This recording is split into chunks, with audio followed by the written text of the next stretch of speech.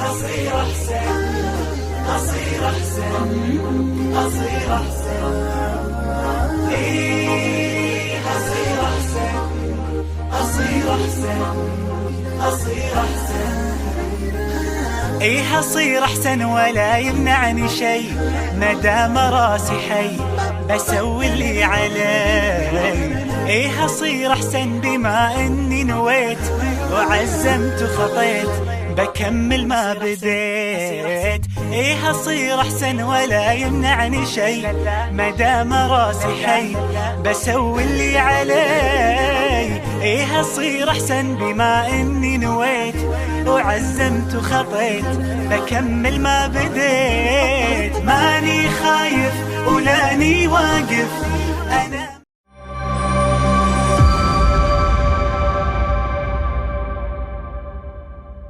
Assalamualaikum warahmatullahi wabarakatuh. Innal hamdalillah wassalatu wassalamu ala Rasulillah wa ala alihi wa sahbihi wa man tabi'ahum bi ihsan ila yaumil qiyamah. Kepada seluruh kaum muslimin, kaum muslimat, para santri dan para santriwati, kepada seluruh hamba-hamba Allah yang bertebaran di atas muka bumi Allah dimanapun antum berada, semoga Allah memberikan kepada kita afiat, Allah memberikan kepada kita kesehatan, dan semoga kita senantiasa mampu untuk melihat yang terbaik pada keluarga kita. Karena sesungguhnya tidak setiap keluarga memiliki warna yang harus sama dengan warna keluarga yang lain. Tidak setiap keluarga memiliki frekuensi yang harus sama dengan frekuensi keluarga orang lain. Karena memang setiap keluarga memiliki corak yang berbeda dan warna yang berbeda. Tidak bisa memaksakan antara satu keluarga metode yang dipakai dengan keluarga yang lainnya. Kesalahan kita pada keluarga kita itu ketika kita memaksakan keluarga kita sama persis dengan keluarga yang kita lihat, dan itu merupakan salah satu hal yang kita khawatirkan bisa mengurangi rasa terima kasih yang kita dapatkan dari keluarga kita. Semoga kita senantiasa mampu melihat kebaikan pada keluarga kita. Tidak hanya pandai melihat kebaikan dan keindahan keluarga lain, tapi tidak pandai untuk melihat keindahan yang ada pada keluarga kita sendiri. Karena terkadang setan itu menjadikan kita suka melihat keluarga orang lain, lalu membandingkan keluarga kita dengan keluarga itu dan melupakan jutaan kebaikan yang telah kita miliki pada keluarga kita. Janganlah kita menjadi orang yang rabun jauh terhadap keluarga kita. Kita mampu melihat kebaikan orang lain, tetapi justru kita tidak mampu melihat kebaikan internal yang ada pada diri kita dan keluarga kita. Syukuri keluarga itu, walaupun keluarga itu masih memiliki kekurangan, masih memiliki kesalahan, karena memang tidak ada yang tercipta pada keluarga muslim, kecuali mereka pasti memiliki kekurangan. Itulah yang kita dapatkan dari sifatnya Allah. Allah itu mensifati dirinya dengan sattar. Sattar itu adalah maha menutupi. Kenapa Allah itu mensifati dirinya dengan maha menutupi? Karena Allah tahu setiap makhluknya, setiap hambanya, setiap manusia dan keluarga pasti punya kekurangan. Dan Allah menutupi kekurangan itu dengan sitarnya. Kita harus betul-betul mampu melihat kebaikan pada keluarga kita. Semoga Allah memberikan kita afiat, kesehatan, dan kita mampu melihat kebaikan pada keluarga kita. Alhamdulillah, tentunya senantiasa kita bersyukur betul kepada Allah Subhanahu wa Ta'ala atas nikmat yang Allah berikan kepada kita, terutama ketika kita diberikan kenikmatan, yaitu kenikmatan merasa kurang di dalam takaran ilmu dan takaran amal. Ini merupakan sesuatu yang kita syukuri, karena tidak setiap orang mereka itu merasa kurang di dalam takaran ilmu. Sehingga akhirnya ketika dia merasa cukup dalam takaran ilmu, maka mereka tidak pernah berkebutuhan kepada ilmu, tidak pernah ada hajat dan tidak pernah ada semangat untuk mendatangi majelis-majelis ta'lim. Ketika mereka pada basicnya tidak pernah merasa kurang dalam hatinya pada takaran ilmu. Kita tentunya senang sekali ketika kita meraba pada kehidupan kita merasa kurang dalam takaran ilmu. Itulah yang menjadikan kita terus belajar, kita mendatangi majelis ta'lim, kita mendengarkan kajian online atau virtual. Tentunya karena kita merasa kurang di dalam ilmu ini. Sehingga ketika kita merasa kurang, kita menghargai setiap nasihat yang disampaikan Allah dan Rasul-Nya. Dan kita menghargai setiap ilmu yang harusnya kita pelajari untuk membebaskan kita dari kebodohan. Makanya tidak ada jalan terbaik bagi kehidupan kita kecuali adalah orang yang terus berada pada pusaran ilmu. Dan tidak mungkin orang berada pada pusaran ilmu kecuali mereka merasa kurang dalam ilmu yang telah dia peroleh dan dalam ilmu yang telah dia dapatkan. Merasa kurang, merasa bodoh itu tidak setiap orang memiliki perasaan itu. Kalau saya, antum termasuk orang yang merasa bodoh, maka bersyukurlah kita kepada Allah karena salah satu di antara kebaikan Allah, ya salah satu kebaikan Allah kepada makhluknya dijadikan manusia itu merasa bodoh terhadap dirinya. Ketika dia merasa bodoh, maka dia mengoptimalisasi apa yang dia lakukan, apa yang dia kerjakan, supaya dia mampu mendapatkan ilmu dan mendapatkan nasihat-nasihat yang datang dari Allah dan Rasul-Nya. Kepada Allah kita bersyukur dan kepada Allah kita menggantungkan harapan kita, dan semoga Allah selalu membolak-balikkan kita di dalam kebaikan dan membolak-balikkan kita di dalam ketaatan. Amin, insya Allah. Seluruh sahabat-sahabat kami, keluarga di antara keramaian umat yang semoga kita bertemu di taman ilmu, bermuara di taman surga. Tentunya kita paham, setidaknya saya ingin menyampaikan 2 alasan kenapa kita harus mempelajari materi tentang masalah keluarga. Karena saya ingin dalam setiap kajian kita saya akan refresh. Why-nya apa sih ketika kita memilih satu hal ataupun satu aktivitas atau pilihan yang datang dalam kehidupan kita. Supaya ketika kita mengerti alasan apa yang menjadikan kita memilih sesuatu, menjadikan perjalanan kita kokoh apapun yang kita temui ketika kita ngerti yang menjadi motivasi kita untuk memilih itu apa. Kita bersama memilih kajian kitab yaitu kajian bersama yaitu masalah tentang keluarga. Tentunya setidaknya ada 2 alasan sederhana yang kita harus miliki. Yang pertama adalah karena sesungguhnya berkeluarga itu tidak ada senioritas. Berkeluarga itu tidak ada yang mengenal masa yang sudah lama ataupun masa yang baru. Karena sesungguhnya setan itu tidak pernah berhenti berusaha bagaimana menghancurkan setiap orang ketika mereka menikah. Ada orang yang 5 tahun dia berhasil melewati gelombang, tetapi belum tentu 5 tahun berikutnya. Ada orang yang berhasil melewati 10 tahun yang pertama, tapi belum tentu dia melewati 15 tahun berikutnya. Ada yang melewati 20 tahun, tetapi belum tentu dia selamat pada 10 tahun berikutnya. Karena gelombang, riak, dan segala macam duri dan segala macam ujian itu bisa datang kapan saja anginnya. Dan terkadang kita tidak pernah tahu kapan gelombang dan angin ketika menyapa pada kehidupan keluarga kita. Ini pula yang menjadi sebuah pembahasan penting juga ketika saya pernah mendapati seorang ikhwan yang saya cintai beliau karena Allah. Beliau bersedih ketika beliau mendapati masalah cukup berat. Semoga Allah memberikan solusi untuk keluarga beliau. Ketika beliau menceritakan kondisi orang tua beliau yang harus berpisah setelah pernikahan lebih dari 30 tahun. Padahal sudah 30 tahun, akhirnya pun berpisah. Padahal dalam kurun waktu perjalanan 30 tahun menikah, kita tahu pasti orang tua, Masya Allah, mereka sudah betul-betul menyatu. Karena 30 tahun itu berapa ratus purnama yang telah mereka lewati secara bersama. Tapi itu pun tidak menjamin setelah 30 tahun kebersamaan untuk menjadi pasangan yang dipisahkan dengan kematian. Karena ternyata mereka pun berpisah pada perjalanan justru ketika mereka tidak lagi muda. Dan itu memberikan hikmah kepada kita bahwasanya ada pelajaran. Masuk ibu qaumin inda qaumin fawaid, musibahnya satu kaum itu menjadi pelajaran bagi kaum yang lainnya. Maka bahwasanya dalam kejadian itu ada sebuah pelajaran besar untuk kita. Pelajaran besar yang kita dapatkan adalah itulah namanya pernikahan. Tidak ada senioritas. Bisa jadi ada orang yang menikah 25 tahun, tetapi ternyata belum tentu pada tahun berikutnya dia akan tetap mampu melewati ujian dan melewati gelombang ataupun duri yang ada di dalam setiap komitmen yang bernama pernikahan. Ketika kita tahu tidak ada senioritas kita di dalam pernikahan, itulah yang menjadikan kita terus merujuk kepada ilmu. Kita harus kembalikan apapun yang ada pada keluarga kita dengan ilmu. Karena tidak ada yang bisa tidak ada yang bisa membuat tawar asinnya perasaan dan manisnya logika itu kecuali adalah dengan mengikuti ilmu. Ya, ibaratnya itu kalau logika terlalu manis yang tentunya bisa merusak dan memberikan penyakit, itu logika. Kalau sudah terlalu panjang. Perasaan perempuan itu terlalu asin. Bukankah makanan kalau terlalu asin berbahaya untuk jantung juga? Maka kemudian yang membuat tawar, yaitu asinnya perasaan dan manisnya logika dari laki-laki dan perempuan, yaitu adalah ketika kemudian setiap dari kita itu kembali kepada perjalanan ilmu, kembali kepada tracknya.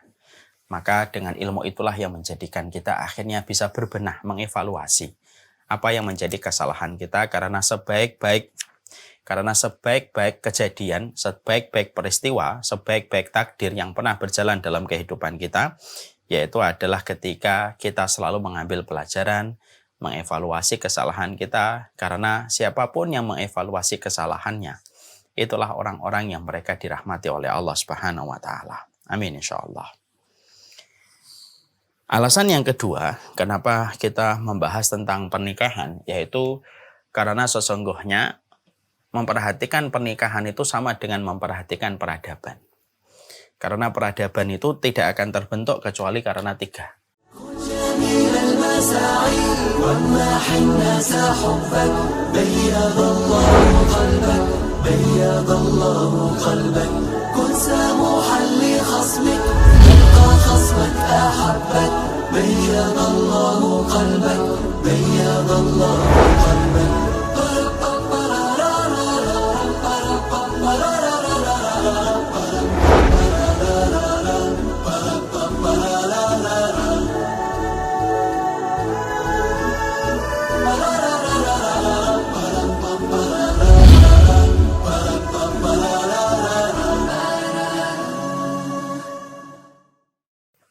Fondasi yang tidak boleh kurang salah satu dari tiga ini. Tiga-tiganya harus ada.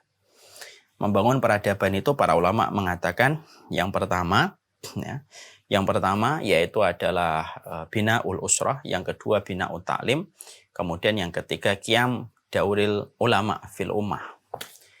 Bahwasanya membangun peradaban itu para ulama itu mengatakan ada tiga. Yang pertama, membangun keluarga yang benar. Keluarga yang betul-betul mengikuti syariat dan hukumnya Allah. Tahu mana kewajiban, mana haknya, mana yang harus dilakukan, mana yang harus ditinggalkan.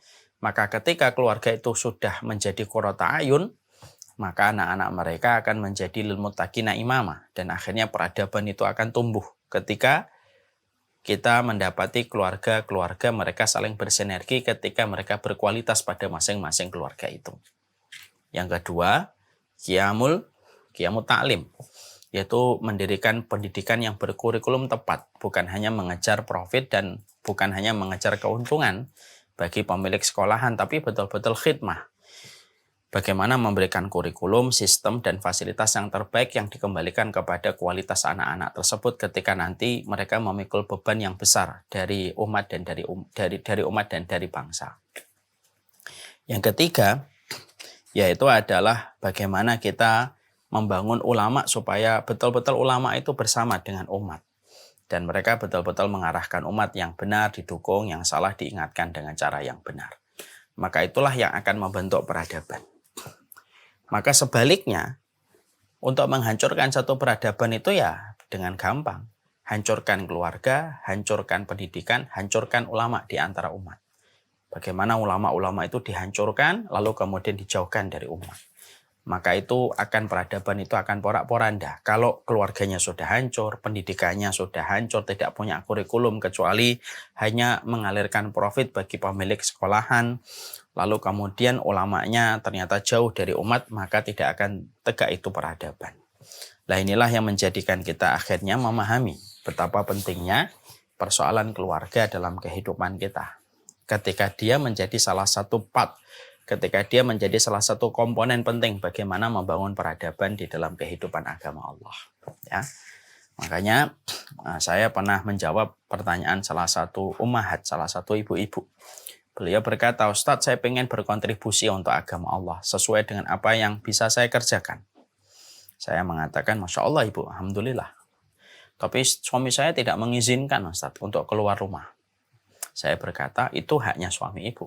Suami ibu tidak salah. Kalau dia melarang istrinya untuk keluar, itu haknya dia. Apa yang saya lakukan untuk berkontribusi, Ustaz? Ibu tidak usah kemudian terlalu sedih. Kalau ibu tidak bisa keluar, ingin memberikan kontribusi untuk peradaban Islam, simple, sederhana. Ibu didik anak ibu betul-betul, dan ibu niatkan anak ibu berada pada track jalannya Allah ketika dia dewasa dengan potensi yang dia miliki, maka itu sudah termasuk memberikan kontribusi besar untuk agama Allah. Nah, inilah yang menjadikan kita harus paham. Dari rumah, suaranya kadang hilang, Mas. Benar ya? Untuk sambil cek di chat. Itulah yang kemudian menjadikan kita harus paham, dari rumah ke sekolahan ke masjid yang di situ ada ulama. Inilah yang dinamakan dengan 3 sudut yang paling penting di dalam peradaban. Perhatikan rumahmu, perhatikan rumahmu, perhatikan sekolah kita dengan anak-anak kita, perhatikan ulamanya.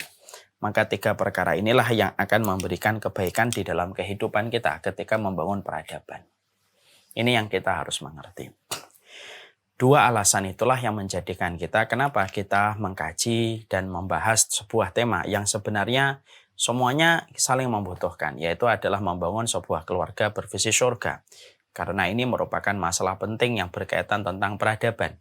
Dan ini juga masalah penting karena termasuk kebahagiaan itu adalah mendapatkan keluarga yang betul-betul keluarga itu memberikan ketenangan pada hati dan jiwa kita.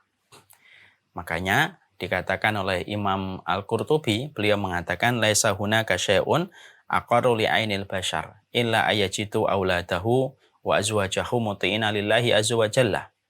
Maka dikatakan oleh salah satu imam, beliau berkata, Imam Qurtubi itu mengatakan tidak ada perkara yang paling membahagiakan, paling membuat lapang. Tidak ada perkara yang paling membahagiakan dan yang membuat hati itu paling lapang, kecuali kita mendapati istri kita, suami kita, anak-anak kita, mereka berada pada kerangka yang taat ketika mereka mendapatkan keridhaan dari Allah. Itulah yang paling membahagiakan. Dan itu memang tidak kita dustakan dan kita tidak tolak karena memang betul adanya. Pernah nggak kita ngelihat ada keluarga kaya raya, mungkin pendapatan sang bapak pada keluarga itu pendapatannya di atas 100 juta per bulan. Tapi ternyata dia banyak masalah dengan istrinya atau dengan anaknya, maka kekayaan 100 juta yang dia genggam mungkin tidak akan menjadikan dia bahagia. Kalau dia punya masalah dengan istrinya. Kita pernah menjumpai ada seorang yang memiliki kekayaan luar biasa. Saya pernah menjumpai ini, kisah nyata. Ada orang kaya raya, mungkin miliarder beliau. Lalu beliau curhat sama saya bahwasanya kekayaan yang dia miliki itu terasa biasa aja bagi dia. Padahal luar biasa kekayaan beliau. Lalu beliau mengatakan, Ustadz kenapa? Tahu nggak Ustadz kenapa saya merasa hambar di dalam kekayaan yang saya miliki? Kenapa Pak? Karena saya bermusuhan dengan anak saya. Padahal anak saya sudah saya cukupin apa yang dia butuhkan. Dan selalu memang ya kebiasaannya seorang bapak itu selalu mengukur segala sesuatu dengan uang. Dan tentunya ini tidak benar. Tapi yang kita ambil pelajaran adalah ternyata sang bapak itu merasa kebahagiaannya tidak dia dapatkan hanya karena dia berkonfrontasi dengan anaknya. Makanya inilah yang menjadikan kita betul-betul memahami betul luar biasa tentang masalah keluarga. Makanya keluarga itu tidak perlu kaya untuk bahagia. Makanya di dalam kultur masyarakat Indonesia sampai ada sebuah prototipe ya kita sering menyebut kata keluarga cemara. Keluarga yang bukan kaya, bukan berlimpah harta, bukan berlimpah materi.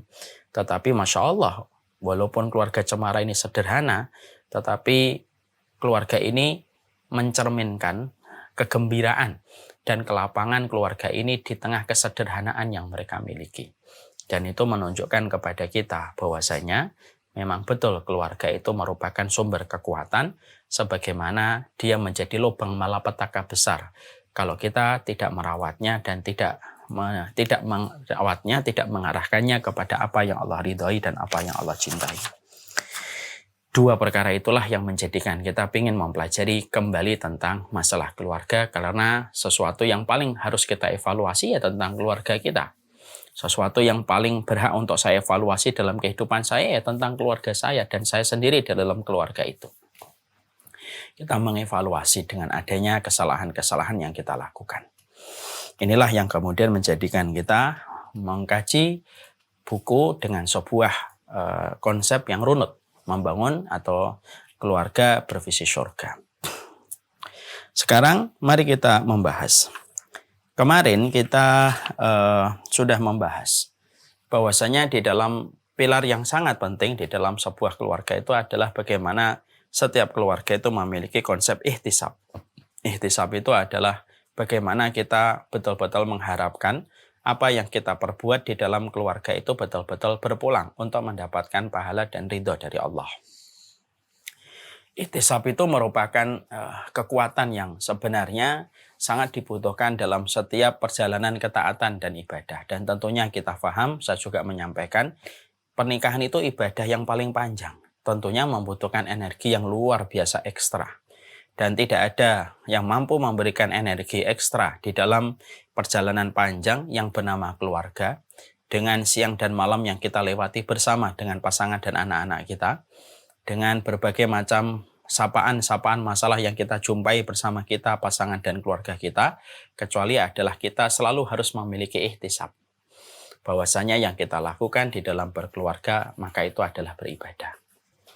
Ya, makanya saya beberapa waktu ini sering menyampaikan kepada istri, bahwasanya keluarga itu harus memiliki ITB, ihtisab, tawakal, dan berdoa.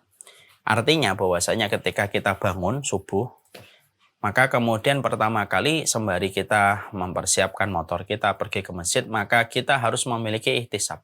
Apapun yang kita lakukan hari ini, ketika nanti berjumpa dengan istri, ketika nanti anak-anak kita teriak, anak kita harus sekolah, kita harus memandikan, kita harus mengarahkan, kita harus berbagi, mengajak anak kita kalau di rumah sedang ada sedang banyak kerjaan. Semua itu dimulai dari waktu pagi ketika kita mengatakan kepada diri kita di hadapan Allah, saya niatkan apapun yang saya temukan pada keluarga ini semata-mata mengharapkan pahala dari Allah.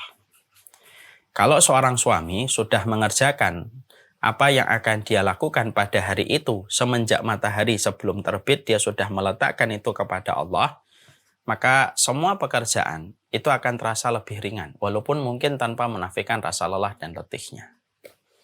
Istri ketika dia pagi hari, sebelum dia berjibaku dengan berbagai macam pekerjaan, beban yang harus dia selesaikan di dalam rumah, terutama ketika harus menghandle anak-anaknya, ketika mungkin suami harus keluar dari rumah dengan kebutuhan dan acara yang harus dia selesaikan, maka ketika dia, sebelum dia beranjak dan sebelum dia pergi, atau sebelum dia bergulat dengan seluruh aktivitasnya, dia meletakkan itu ihtisab, saya lakukan ini karena Allah, maka apapun yang dia akan temukan akan terasa lebih ringan dibandingkan ketika dia tidak mengharapkan Allah di balik setiap kelelahan dan kepenatan yang dia dapatkan ketika bersama dengan keluarganya. Makanya ihtisab itu penting. Ihtisab juga akan sangat penting lagi kalau kemudian kita itu menghadapi konflik pada hari itu. Ketika ada satu komunikasi yang ternyata tidak satu frekuensi, suami memandang begini, istri memandangnya berbeda. Suami mendapatkannya begini, istri mendapatkannya berbeda. Lalu tentunya terjadi sebuah benturan dari sebuah pemikiran atau sebuah perkara. Maka tidak ada yang bisa menyelesaikan benturan itu kecuali adalah orang yang ihtisab. Dia mengharapkan pahala di sisi Allah, di balik dia mendapatkan clash dengan pasangannya, ya dia bersabar karena dia mengharapkan pahala di sisi Allah, karena tahu bahwasanya tidak ada yang sempurna di antara manusia yang menikah dengan dirinya, sebagaimana dirinya pun tidak sempurna bagi orang yang ada menjadi pasangannya. Maka itu yang akan betul-betul menjadikan seseorang itu mendapatkan kekuatan. Makanya kalau sudah berkeluarga, yang paling penting juga kita harus pahami, kalau orang itu sudah memiliki ihtisab yang benar, bahwasanya dia betul-betul mengharapkan kepada Allah atas apa yang dia lakukan, apa yang dia kerjakan di dalam keluarga itu, tidak lagi mengharapkan karena kebaikan suami, tidak lagi karena mengharapkan kebaikan istri, maka sesungguhnya kalau dia sudah betul-betul ihtisab, maka perjalanan keluarga itu menjadi perjalanan yang insya Allah diberikan kekuatan dalam setiap masalah yang mereka jumpai. Dan kita harus paham, kalau sudah berkeluarga, tidak penting untuk menunjukkan siapa yang benar, siapa yang salah. Kalau sudah berkeluarga, tidak penting untuk menunjukkan siapa yang menang dan siapa yang kalah. Yang terpenting adalah bagaimana berkomitmen supaya air mata tidak jatuh ke pipi dan kesedihan tidak terkuras di dalam dada dan hati manusia. Itu yang paling penting. Dan tidak ada yang bisa melakukan itu kecuali adalah orang yang selalu ihtisab dari apa yang mereka lakukan di dalam keluarga. Saya ulang kembali. Kalau kita sudah berkeluarga, tidak penting untuk menunjukkan siapa yang salah dan yang benar. Tidak terlalu penting untuk menunjukkan siapa yang menang dan siapa yang kalah di dalam dialog yang buntu ketika pada waktu mendapatkan masalah.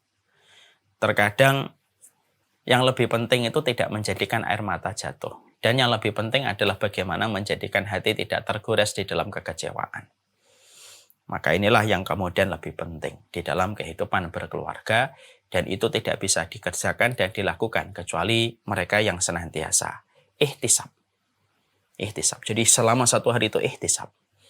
Tiba-tiba mau istirahat, anak tiba-tiba ngomong, ini tolong digeser dulu supaya ini.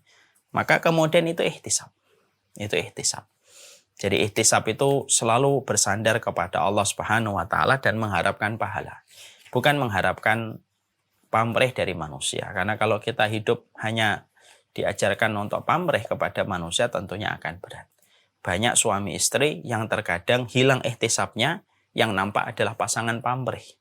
Jadi kalau istri berbuat baik, suami harus berbuat baik dong. Sama dengan apa yang dia perbuat.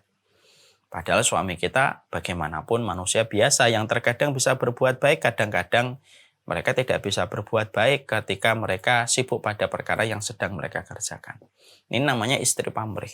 أكون بالقيم العظيمة جدولا نسقي الحياة محبة وفعالا هي هكذا قيم النجاة تحثني فأخوض فيها للنجاة نزالا هي هكذا قيم النجاة تحثني فأخوض فيها للنجاة نزالا لا تسأل المقدام عن سبل العلا ستراه طيرا بالعزيمة جاء أسمو وأجتاز السماء جلالا فأزيد أسراب الغيوم جمالا وألون الدنيا بأجمل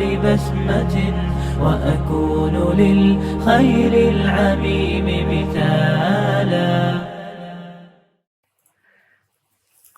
Banyak juga suami pamrih ketika dia berbuat baik itu kadang-kadang setan itu membisik-bisikkan di dalam hatinya, ini harusnya istrimu baik sama kamu, kan kamu sudah baik.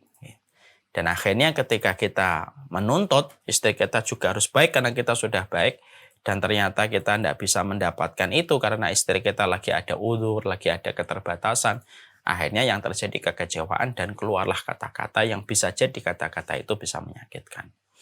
Jadi Masya Allah, inilah yang kemudian menjadikan kita faham betul. Tanamkan ihtisab. Pagi itu ihtisab, nanti kalau sudah malam, tawakal sudah. Kalau sudah ihtisab seharian, maka ketika sebelum tidur, sudah.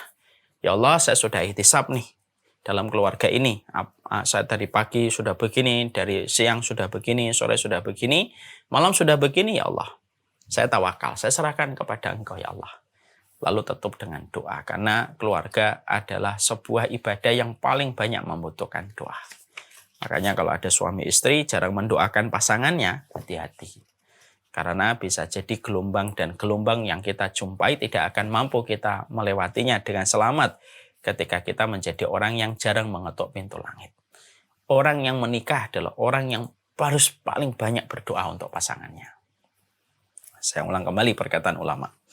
Orang yang menikah adalah orang yang paling harus banyak mengetuk pintu langit untuk mendoakan pasangannya. Karena bagaimanapun pasangan kita adalah hatinya itu digenggam sama Allah, bukan kita yang menggenggamnya. Jangan merasa sok kamu jadi suami, kamu merasa menggenggam hati istrimu. Kamu maunya begini. Tidak bisa dia ngikutin selera kamu setiap waktu. Sama pula dengan istri. Mentang-mentang dicintai sama suaminya, terus kemudian dia merasa suaminya bisa diatur perasaannya, harus begini, harus benang, harus begini. Tidak bisa. suami tetap punya hak untuk mengatur hatinya sendiri. Nah, maka yang kita lakukan bagaimana? Ya, kita harus mendoakan pasangan kita. Karena apa? Yaitu ditutup dengan doa. Makanya itulah yang menjadikan kita paham ya, kenapa orang ketika baru nikah ada syariat berdoa kan? Orang kalau sudah menikah berdoa. Dan orang ketika menikah didoakan. Itu kan menunjukkan kepada kita bahwasanya doa itu merupakan unsur yang tidak pernah terlepas dari pernikahan. Jadi orang laki-laki nih baru nikah. Kita baru nikah, kemudian kita ketemu dengan istri kita yang baru saja kita nikahi dan kita halalkan, berdoa, Allahumma inni as'aluka khairaha wa khaira ma jabaltaha 'alaiha wa a'udzubika min syarriha wa syarri ma jabaltaha 'alaiha. Ya Allah, aku minta kebaikan wanita ini dan kebaikan yang Engkau anugerahkan kepadanya.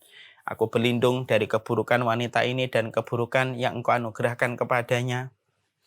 Kenapa ada syariat mendoakan? Ini merupakan bagian dari syariat sunnah ketika habis nikah untuk menjelaskan kepada kita bahwasanya pernikahan itu sangat membutuhkan doa dan pertolongan Allah.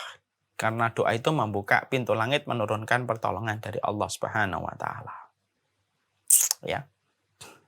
Itu yang kita harus pahami. Makanya pula kemudian kita mendapati bahwasanya ketika baru nikah, orang yang datang ke pernikahan kita, sunahnya apa? Mendoakan. Memberi kado itu bonus. Dikasih alhamdulillah, nggak dikasih pun nggak usah kita dendam. Tapi yang paling penting itu mendoakan. Mendoakannya bagaimana? Mendoakannya dijelaskan, yaitu adalah barakallahu laka wa baraka alaika wa jama'a bainakuma fi khairin.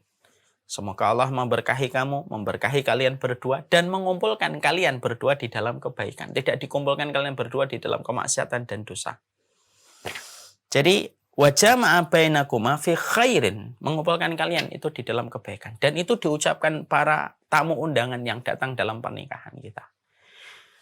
Dua syariat sunnah ini menunjukkan kepada kita bahwasanya pernikahan itu sangat-sangat membutuhkan doa. Makanya kalau ada seorang istri sering komplain, suami saya begini. Pertanyaan dibalik. Kata para ulama, sudah sesering apa kamu mendoakan suamimu? Ayo, itu evaluasi, introspeksi. Seorang suami komplain nih, oh istri saya begini. Pertanyaan para ulama dibalik lagi. Sudah sesering apa kamu mendoakan istrimu? Karena jawaban dari pertanyaan basic, pertanyaan sederhana ini, itu akan menjadikan kita paham pertolongan Allah itu sebesar apa pada keluarga kita. Ya. Sebesar apa itu. Jadi cara kita menjawab, sesering apa kita mendoakan pasangan kita, itu yang akan menjawab. Dan untuk kemudian melihat berapa besar pertolongan Allah dalam kehidupan keluarga kita. Ya karena apa? Ditolongnya satu keluarga itu di dalam masalah yang betul-betul kadang-kadang rumit, kompleks dalam masalah kehidupan rumah tangga itu terkadang kita jumpai berbagai macam masalah kompleks. Maka itu kalau bukan pertolongan Allah, tentunya sulit sekali mendapati orang bisa bertahan ketika dia mendapatkan kekecewaan ataupun mendapatkan hal-hal yang tidak terduga. Sekali lagi karena pertolongan Allah. Makanya saya menyampaikan kan kemarin pada pertemuan yang pertama ya, saya menyampaikan orang yang paling berhak dengan doamu siapa? Istrimu. Ya, dan anak-anakmu. Orang yang paling berhak dengan doamu siapa? Suamimu dan anak-anakmu. Jangan suka menuntut suamimu berbuat begini dan begitu. Lalu mereka terkadang belum bisa sebagaimana yang kamu mau. Lalu kamu kecewa, tetapi kamu tidak pernah kecewa kepada dirimu ketika kamu sadar kamu jarang mendoakan dirinya. Masya Allah ya.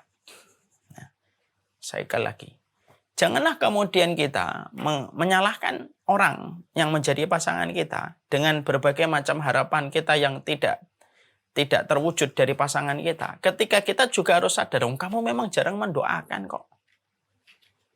Kamu jarang mendoakan. Ketika waktu sujud, nama istrimu dan nama suamimu tidak hadir di dalam sujudmu. Ketika kamu rukuk, ketika kamu dalam kondisi turun hujan, kamu tidak menyebut nama suamimu, tidak menyebut nama istrimu. Ketika kamu dalam kondisi safar, kamu tidak menyebutkan nama suamimu dan nama istrimu. Lalu tiba-tiba semuanya ingin sesuai dengan ekspektasi kita gitu. Lalu kemudian kita tidak berdoa tentang pasangan kita gitu. Berarti kita gagal memahami hikmah tadabbur pada surat Al-Furqan 74. Rabbana hablana min azwajina wa dzurriyyatina qurrata a'yun waj'alna lil muttaqina imama. Berarti kita jarang memahami tadabbur di dalam doa ini. Nah, inilah yang menjadikan kita akhirnya paham, kita ngerti betul. Inilah masalah keluarga. Dimulai dari ihtisab, pagi hari sebelum matahari terbit, ihtisab. Apapun yang saya temukan hari ini, saya serahkan Engkau, ya Allah. Dan ini bisa menjadi pengganti dari sholat-sholat atau ibadah-ibadah maqdoh. Mungkin kita tidak bisa duha, mungkin kita tidak bisa puasa sunnah. Tapi cukuplah kamu setiap pagi, kamu niatkan apapun yang kamu bantu, apapun yang kamu lakukan di dalam keluarga karena Allah, itu pun sudah berpahala. Mungkin melebihi dari orang yang sholat duha. Sampai ketemu matahari yang tenggelam, sampai berganti dengan bintang dan rembulan, sebelum kamu meluruskan tulang punggungmu dan kakimu, kamu kemudian tawakal. Saya serahkan ya Allah, semua hari ini saya niatkan karenamu ya Allah, sudah saya tawakal. Tutup dengan doa. Dan itulah yang kemudian kita harus senantiasa perhatikan ya di dalam keluarga itu. Sekarang kita akan berpindah kepada poin yang kedua. Poin yang kedua bagi yang membawa buku, halaman 12. Setelah kita mempelajari ihtisab, salah satu pilar penting di dalam kehidupan berumah tangga adalah bagaimana kita selalu menjaga niat.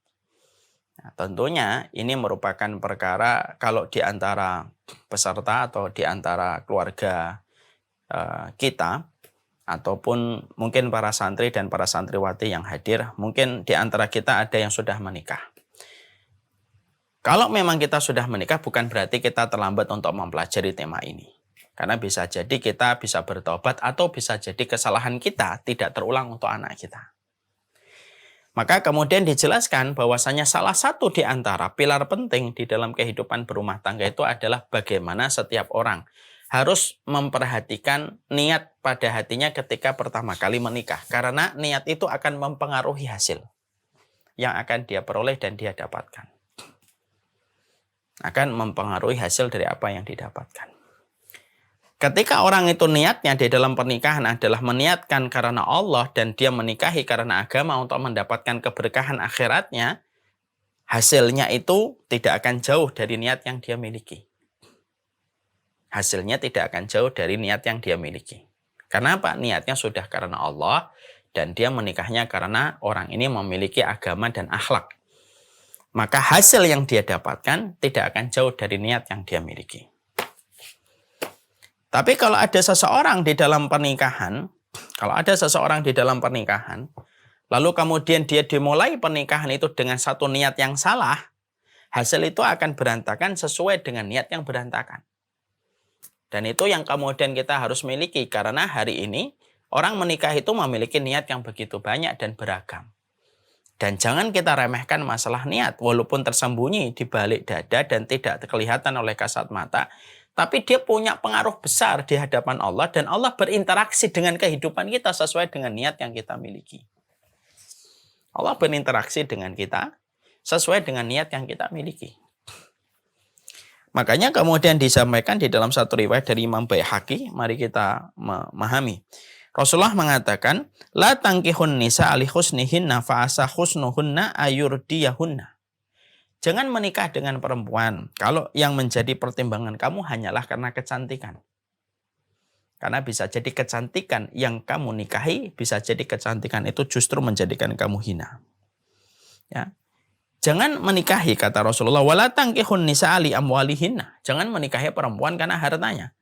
Ya. Fa'asa amwaluhunna antudghiyahunna. Bisa jadi harta yang menjadi niat kamu menikahi perempuan itu karena kekayaannya, bisa jadi hartanya perempuan itu justru yang akan menjadikan dia melampaui batas, susah taat sama kamu karena kamu niatnya sudah karena hartanya. Nabi mengatakan wangkihuhunna alatin, Dan nikahilah seseorang itu karena agamanya. Karena sesungguhnya budak hitam itu lebih baik ketika dia itu memiliki agama dan dia lebih utama. Disitulah kemudian kita menjumpai salah satu pilar yang dibangun oleh Rasulullah SAW di dalam pernikahan itu adalah bagaimana pernikahan itu selalu memperhatikan aspek terpenting yang tidak kelihatan oleh kasat mata tapi mempengaruhi keseharian pernikahan kita dan hasil dari pernikahan kita, yaitu karena niat. Karena Allah selalu memperhatikan pertama kali masalah niatnya. Allah tidak melihat rupamu, Allah tidak melihat fisikmu, tetapi Allah melihat bagaimana hatimu. Dan itu terletak pada masalah niat. Makanya ketika ada sebuah kisah nyata yang disampaikan dari Yahya bin Yahya An-Naisaburi, ketika beliau mendatangi ada seseorang yang bernama Sufyan Ats-Tsauri. Sufyan Ats-Tsauri ini salah satu ulama tabi'in, yang tentunya beliau mendapatkan kebahagiaan insya Allah di akhiratnya. Ini berdasarkan mimpinya Abdullah bin Mubarak. Aku pernah ngimpi berjumpa dengan Sufyan Ats-Tsauri. Lalu aku tanya kepada Sufyan Ats-Tsauri, apa yang Allah sudah berikan kepadamu? Aku sudah bertemu dengan orang-orang beriman dari golongannya Muhammad SAW. Artinya, itu mimpi disaksikan oleh Abdullah bin Mubarak, seorang ulama besar. Nah, kita kembali ke Sufyan Ats-Tsauri. Sufyan Ats-Tsauri kemudian menjelaskan kepada kita bahwasanya ada orang itu bertanya kepada beliau, wahai Sufyan, saya menikah dengan seorang perempuan, tapi perempuan itu selalu merendahkan saya. Perempuan ini selalu merendahkan saya. Dan nampaknya itu saya itu hina betul di hadapan dia. Saya tuh heran bagaimana cara dia memandang diri saya gitu. Saya dipandang rendah, saya dipandang hina oleh dirinya. Lalu kemudian Sufyan Ats-Tsauri sebagai seorang alim, seorang ulama besar, dengan ilmu, memiliki basirah, cara pandang, dan memiliki furqan, cara membedakan yang hak dengan yang batil. Maka kemudian Sufyan Ats-Tsauri menggelengkan kepala beberapa jenak, kemudian dia mengangkat kepalanya berkata. Jadi Sufyan Ats-Tsauri gini. Kemudian mengangkat kepalanya dan berkata, mungkin kamu dulu menikahinya karena kehormatan. Laki-laki yang bertanya itu kemudian menjawab, betul wahai Abu Muhammad, betul saya dulu menikahi istri saya itu karena saya ingin mendapatkan kehormatan, karena dia memiliki kehormatan yang tinggi. Saya jadikan itu menjadi niat saya untuk menikah, mengangkat kehormatan saya. Tapi justru karena niat yang kehormatan, maka justru dia direndahkan dan dipandang hina oleh istrinya. Maka disitulah kemudian Sufyan Ats-Tsauri kemudian beliau menyampaikan sebuah pesan. Pesan ini kepada laki-laki ini. Walaupun pesannya kepada setiap orang. Man dhahaba ilal izzi ubtuliya bid-dhulli wa man dhahaba ilal mali ubtuliya bil fakri wa man dhahaba ilad din yajma'ullahu lahul izza wal mala ma'ad-din. Sufyan Ats-Tsauri mengatakan, siapapun yang menikah, alasan dia menikah karena ingin mendapatkan kehormatan, pasti dia akan diuji dengan kehinaan. Itu kan begitu. Jadi ingat gak saya, ya Bapak ya, dan Ibu, saya sudah pernah sering menyampaikan ini.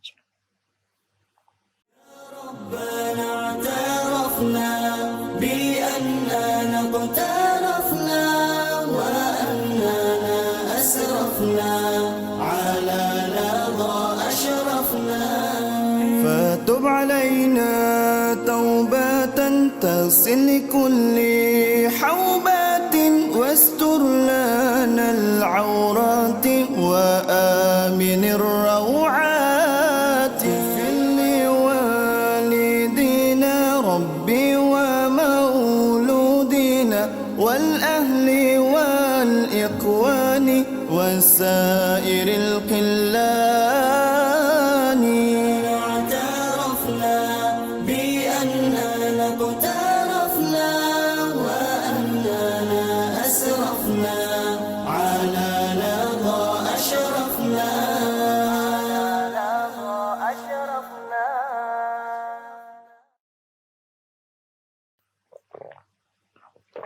Saya kan pernah nyampaikan gitu. Allah itu zat pecemburu. Allah itu zat pecemburu. Kalau Allah kemudian mendapati ada seorang hamba mencintai seseorang, lalu dia melupakan kecintaan dia kepada Allah gara-gara seseorang itu, biasanya orang itu yang akan menjadi hukuman bagi orang tersebut. Allah akan jadikan orang itu hukuman bagi orang itu. Pernah nggak kita dapati ada orang, dia mencintai seseorang berlebihan, akan dijadikan orang yang dia cintai itu justru menyiksa dia dalam kehidupan. Dan menyengsarakan dia di dalam kehidupan. Itu salah satu sifat dari pencemburunya Allah. Jadi kalau sampai ada orang sampai dia lebih mencintai makhluk, justru dijadikan makhluk itu kemudian menyiksa kehidupan dia. Masya Allah itu. Saya pernah dapati ada seseorang ngomong begini. Saya tidak bisa hidup tanpa dia, Ustaz. Saya bilang, Masya Allah, perkataan apa ini? Lalu kemudian saya berkata, saya khawatir nanti antum, Pak, antum akan tersiksa oleh dirinya. Ketika antum sudah mengatakan perkataan yang semacam itu. Dan wallah alam ya, beberapa waktu kemudian ketemu lagi dan beliau berkata, saya tersiksa gara-gara dia. Maka itu sama pula ya, yang kemudian kita dapati dari perkataan Sufyan Ats-Tsauri. Sufyan Ats-Tsauri kemudian mengatakan kepada kita, man dhahaba ilal izzi ubtuliya bidzulli. Siapapun nikah karena kehormatan, Allah pasti akan uji dengan kehinaan. Wa man ubtuliya bil man wa man dhahaba ilal mali ubtuliya bil faqr. Orang yang nikah karena harta justru dia nanti akan mendapatkan kefakiran. Makanya kemudian Sufyan Ats-Tsauri kemudian mengatakan, Yahya ini bahwasanya Sufyan ini kemudian berkata, saya ini punya saudara, ada yang namanya, saya punya 4 bersaudara, ada Muhammad, ada Imran, ada Ibrahim, ada Sufyan. Muhammad, Imran, Ibrahim, Sufyan. Lalu kemudian Sufyan Ats-Tsauri itu berkata, saya punya saudara 4 itu termasuk saya. Ada Ibrahim, Imran, Muhammad. Maka Muhammad menikah, tetapi dia niatnya ketika menikah karena ingin mendapatkan kemuliaan nasab dari wanita yang dia cintai. Tapi gara-gara nasabnya itu tinggi, lalu dia menikah dengan wanita itu. Ya, karena nasabnya tinggi.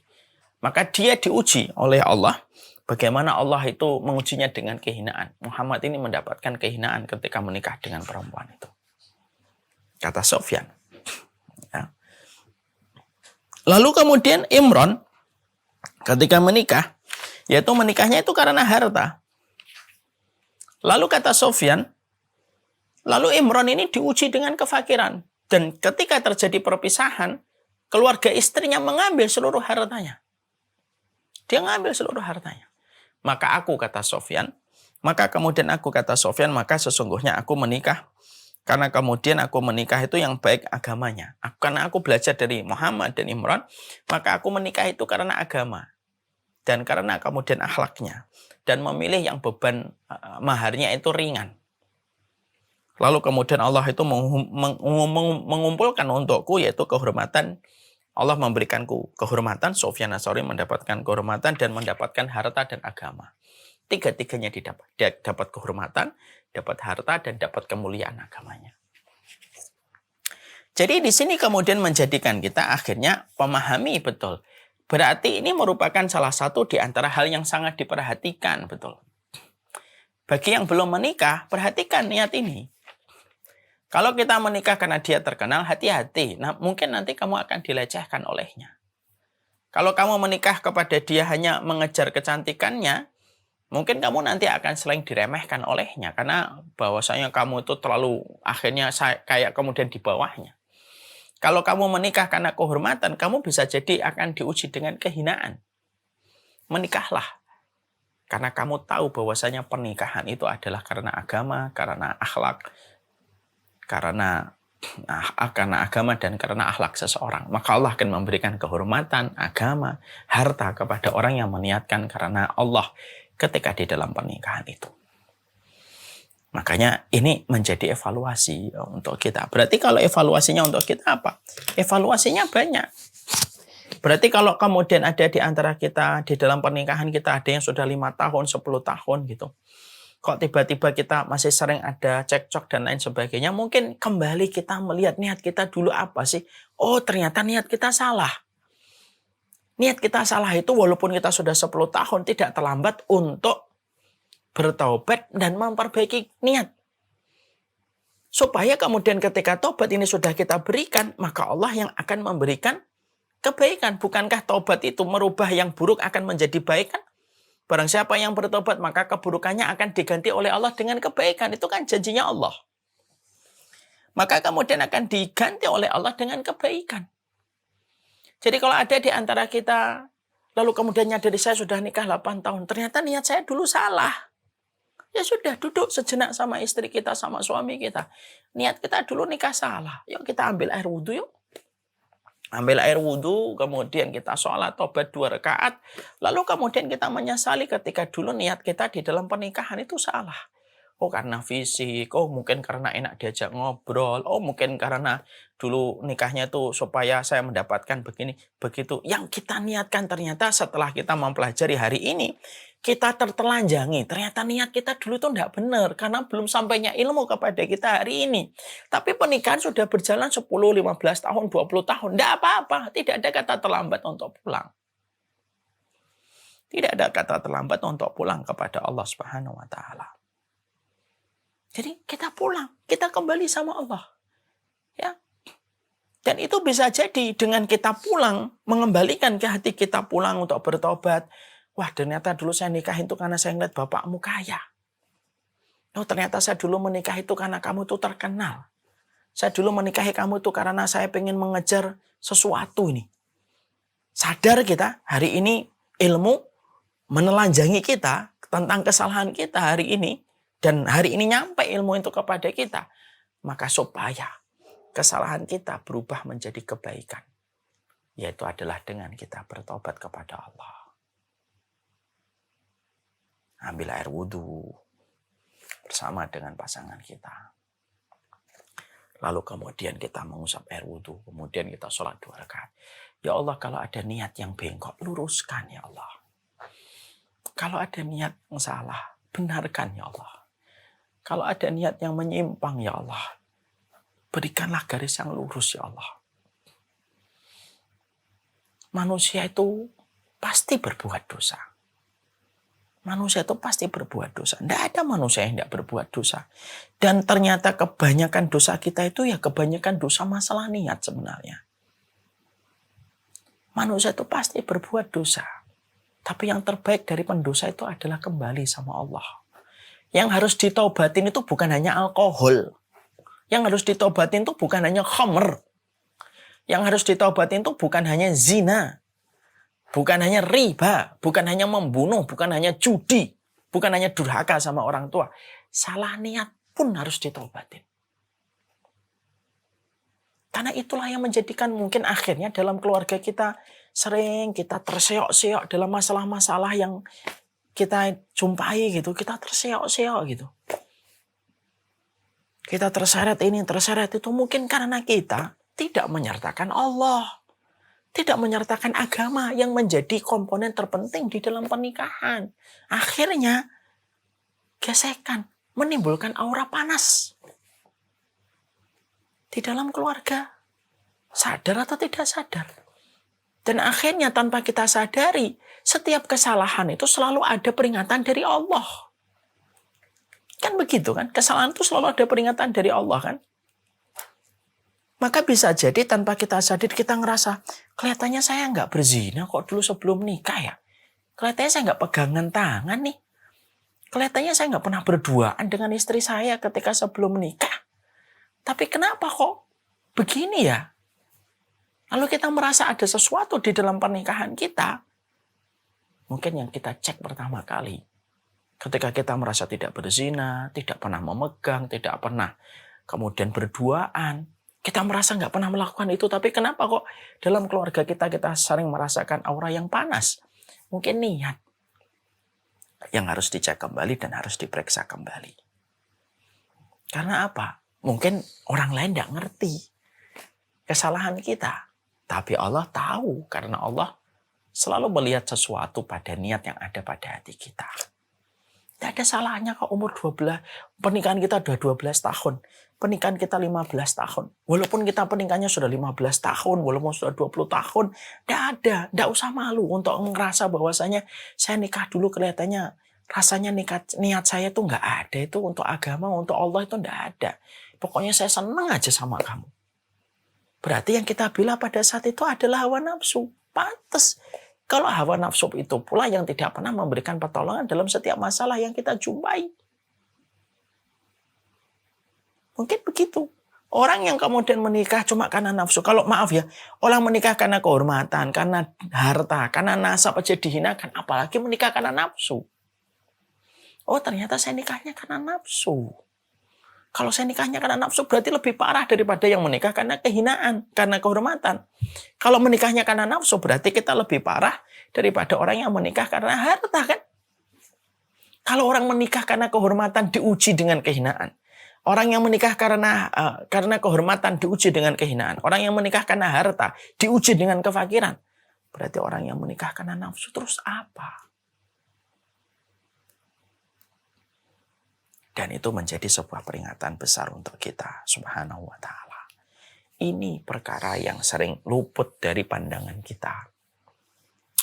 Makanya betul, menikah itu keberkahannya terletak kepada urusan kita menjaga niat kita. Tidak ada kata terlambat. Pulang, kita sadar. Mungkin ada yang salah niat kita, ya sudah. Mau diapain? Mau kita memang makhluk mendosa? Pulang, ya sudah, ajak istri kita, suami kita. Yuk kita sholat taubat yuk. Moga-moga Allah terima taubat kita ketika salah di dalam masalahnya. Mungkin itulah yang menjadikan kita jarang diberikan pertolongan sama Allah dalam komunikasi, dalam setiap masalah yang kita jumpai gitu. Kita sering suudon gitu.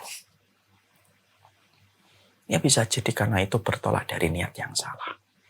Kita sering curiga pun mungkin karena niat kita menikah sudah salah kali. Bahwasanya saya ingin menguasai dia. Akhirnya apa? Allah timpakan kepada kita kecurigaan yang tidak ada putusnya. Banyak hal. Dan bisa jadi pernikahan ini, Masya Allah, ini adalah sebuah perkara yang harus menjadi sebuah pelajaran besar untuk kita semuanya. Sekali lagi, tidak ada senioritas dalam pernikahan. Karena setiap hari bisa menjadi hari besar di dalam pernikahan yang tidak pernah terduga. Ada orang nikah 20 tahun tanpa dia sadari besok menjadi hari besarnya mereka ketika mereka terlibat masalah. Dan kita tidak pernah tahu kapan itu terjadi. Kecuali orang-orang yang mereka selalu diberikan rahmat oleh Allah ketika pertolongan Allah lebih besar daripada masalah yang mereka jumpai. Wassalamualaikum warahmatullahi wabarakatuh.